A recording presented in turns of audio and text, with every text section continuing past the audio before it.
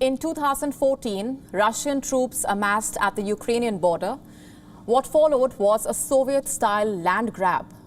The Crimean Peninsula was annexed by the Russian Federation. Moscow was expelled from the G8. 7 years later, is there a repeat on the cards? Let's first give you a backgrounder. Eastern Ukraine is a hotbed of rebellion.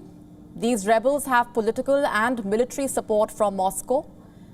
Since 2014, 13,000 people have been killed in the conflict. Last year, there were signs of a thaw. A ceasefire was signed. But in the last 3 months, attacks have picked up again. Russia and Ukraine are pointing fingers at each other. The current situation is quite precarious. This is what the border looks like.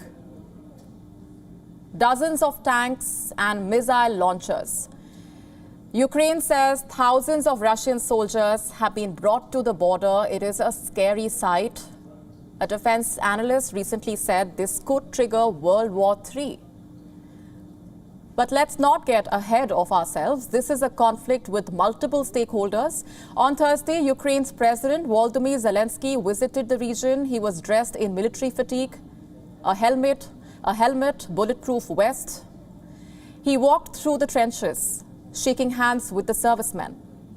The president was trying to keep the morale high. But he cannot fend off a Russian assault himself. He needs allies. Zelensky wants NATO to admit Ukraine as a member. Rule number 1 of NATO is collective deterrence. An attack on one member is an attack on all. But NATO wants more security and military reforms from Ukraine, so don't expect anything quick on that front. Zelensky's best bet, then, is the United States. Joe Biden promised his unwavering support to Ukraine in his phone call with Zelensky. The question is, will he come good on that promise?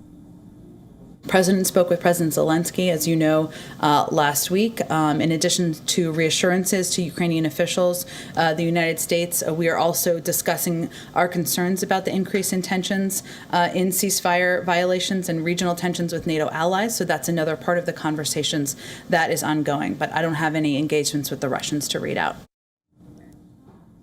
Washington is planning to deploy 2 warships to the Black Sea. They will sail through the Bosphorus on the 14th of April and stay there until the 5th of May. Maritime laws say foreign warships can sail in the Black Sea for 21 days, that too after giving Turkey a 15-day notice. Now, Turkey is a NATO member, but President Erdogan shares a close relationship with Vladimir Putin.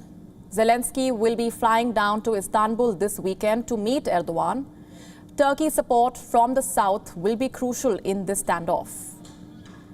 What about Europe? Strategically, Europe has a lot of clout in this region. Most European states have backed Ukraine, but Russia has largely ignored their concerns. German Chancellor Angela Merkel spoke to President Putin recently. She urged Moscow to withdraw its troops. The Russian retort was stinging. A Kremlin spokesman said Russia was free to move its troops anywhere in the country. A clear no on pulling back. So what is the end game here? A full-blown war is highly unlikely. For starters, parading tanks and missiles is not a popular war strategy.